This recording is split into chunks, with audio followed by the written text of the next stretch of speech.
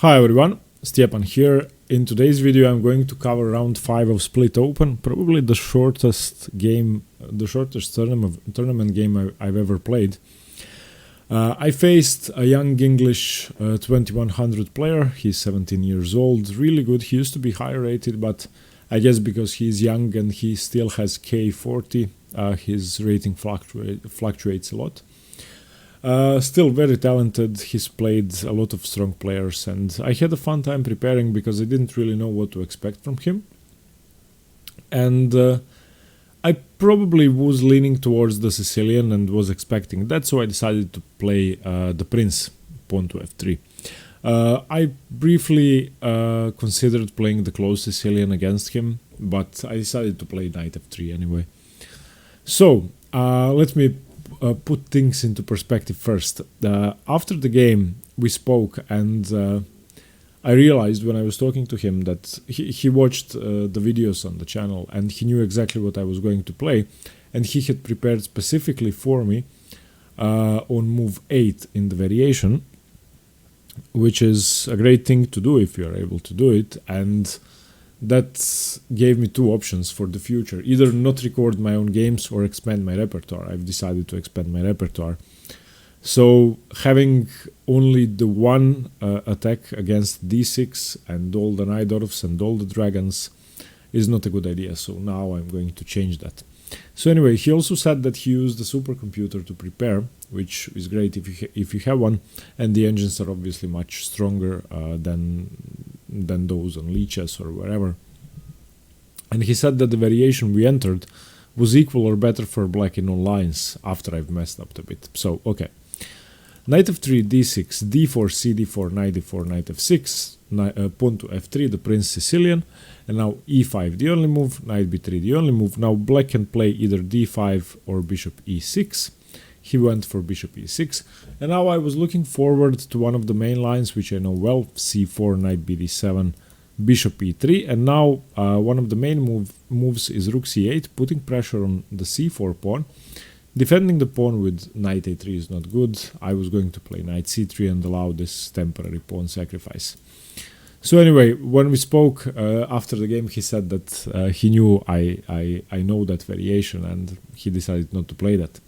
Instead, he played the trickiest move of all, a move which I know I've prepared for, but not recently, and I don't know it that well.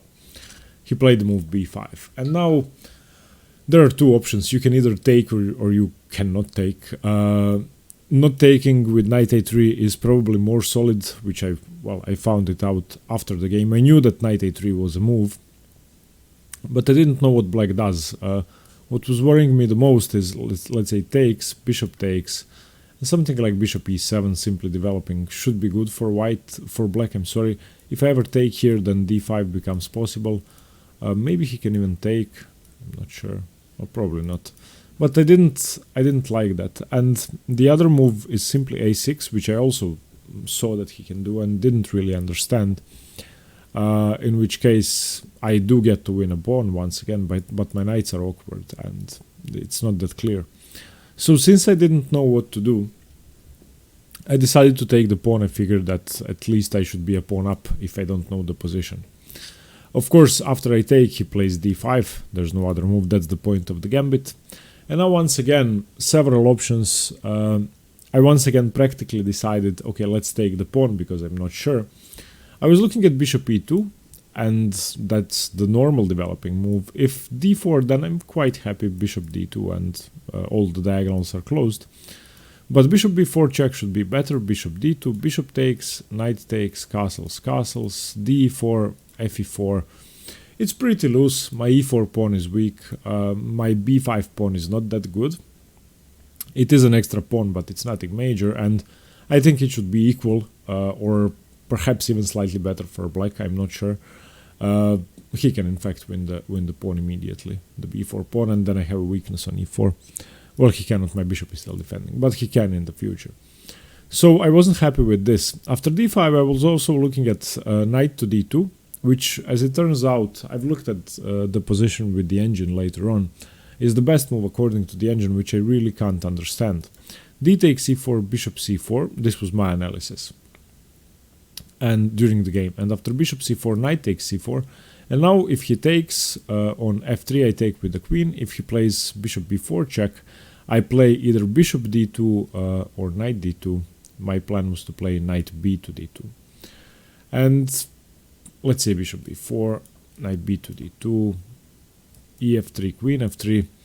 I can see how this should be equal for white, but everything seems to be full of holes. And I don't like this position for white. I think it's really hard to play. So briefly looking at bishop e2 and knight to d2, knight 1 to d2, I decided to not to play that and to just take the pawn. E takes d5.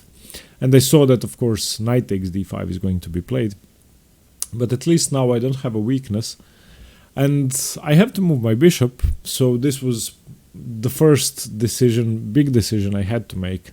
And the first mistake I played. And I played a bad move. But you can pause the video and figure out what you would do if you were me. I played bishop f2, and the point is, I know the Prins Sicilian, and I know that this diagonal can be very painful, and the queen often comes to b6, and it's impossible to castle. So I wanted to keep my bishop on f2, play bishop e2, and then just play castles and be safe. However, after bishop b4, knight 1 to d2, he played a move which I didn't know and which he had prepared, queen g5. And now it becomes really tricky. The engine is going to say that white is still slightly better, but according to James, white isn't better, it's equal if white knows what he is doing. My engine is just too weak. In the game I played the move g3, which isn't good. The best move and the only move according to the engines is h4, and after queen h6, I saw h4, queen h6, but I didn't see what to do now. How do I continue? If I play something like bishop e2, then surely e4 is a strong move, or even f5. Let me just see. Yeah, e4, a3, and just e3. I mean, if I don't play a3, if I take, then knight d3, and this is something like this was happening in the game, and this is now really hard to play. This is almost impossible to play. My knight is pinned, he's threatening knight e5 and a checkmate in many lines with a check here. So if I try to develop normally with something like bishop e2, then I'm going to lose. So after queen h6, it's really not easy to develop. I was also looking at after queen h6 something like g3, bishop g2. I don't have time for that either. And it turns out I need to play a move such as queen e2. Just to develop everything, to stop e4. But after castles and something like a3, bishop e7, rook c1, this is what I was looking at, then I saw like knight f4, and it's still really bad for white. I mean, for this variation, the engines give it as equal, but I would never be white here. I don't really care about my extra pawn, and I think I'm just much worse. So I couldn't figure out what h4 does if I don't have a continuation after queen h6. So I played the move g3. Of course he played e4 immediately. And now one move I had to calculate is f4 and whether that loses a piece. Of course e3 cannot be played immediately because the queen is attacked, but queen e7. And now I still can play a move that stops e3, and that's a3. And now if he exchanges, queen takes d2, e3, bishop takes, knight takes, queen takes, black gave up another pawn, but he has a tricky variation in which he's going to win a piece. Bishop takes b3, I have to take the queen, king takes queen, and black is a piece up for 2 pawns, obviously winning. So f4 doesn't really work. Okay, so after e4, I saw that f4 is going to lead to trouble, and that even if I can somehow stop e3 and win it later on, the move queen e7, which is going to play immediately, is going to be deadly because of this bishop. So I decided once again, take the pawn if you don't know what to do, f takes e4, and let's see what he does. Bishop g4, which I was expecting. And now a chance to be better in this position, believe it or not, with h4 again, which I didn't even consider this time. h4, queen g6 has to be played because the bishop is now hanging. And now I play bishop e2. The difference is after castles, knight e3, cannot be played under such favorable circumstances. You are going to see that in the continuation that happened in the game. So the problem after bishop g4, which I did see in the continuation I played, is bishop e2, knight e3. Now, of course, it is attacking my queen. It's threatening one check, and it's still defended by the queen. But the point is, and that happened in the game, bishop e3, queen e3, the game is lost. The difference with h4 is after bishop g4, h4, queen g6, bishop e2, castles, castles, even if castles isn't interposed, just this, castles, yeah, bishop, knight e3. If I take on e3 now, he can still go for a perpetual check, and in fact this is equal. Bishop takes e2, queen takes e2, and now he has a perpetual check. So that would be the best variation for black. So after h4, queen g6, bishop e2, castles, knight e3 probably shouldn't be played, and in fact, if his only threat is stopped, now he has to move his bishop away. I don't think taking the bishop now works. Let me just see why. Yeah, because I lose the rook, I'm sorry. And if I go, yeah, because I lose the rook. Sorry about that. So it was a tricky position. So after bishop g4, I blundered with bishop e2 immediately. And the other thing about bishop g4, h4 is that in many lines, I'm stopping bishop h3 check, as you are going to see, which is going to be crucial. Okay, bishop e2, and now knight e3, of course, bishop e3, and now once again, knight e3. What I should have played, I think, is h4 once again, just putting pressure on his queen. I think that's the only move. Let me check it with an engine. Yeah, and now after queen h6, I can take now, and after queen takes, I'm stopping bishop h3 check. And this was my final mistake. So after bishop e2, knight e3, I shouldn't take the knight or save my queen. I should attack his queen, because bishop h3 check is what cost me the game. Instead of that, I took on e3, and now this is from 0, 0, 0, 0 to minus 10 or minus 15 for black after queen takes e3. I'm asking you to pause the video now and find any move that can hold on for white, that you can hold on for white with. Is there any way to survive this position? I couldn't see a way, because what's coming is knight e5, and what do I do here?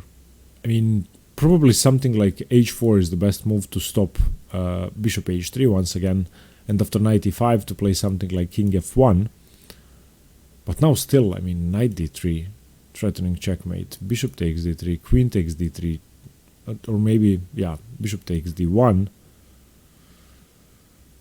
and I guess rook takes d1, and queen takes bishop, and this is all over. This is just game over. There is no way to survive.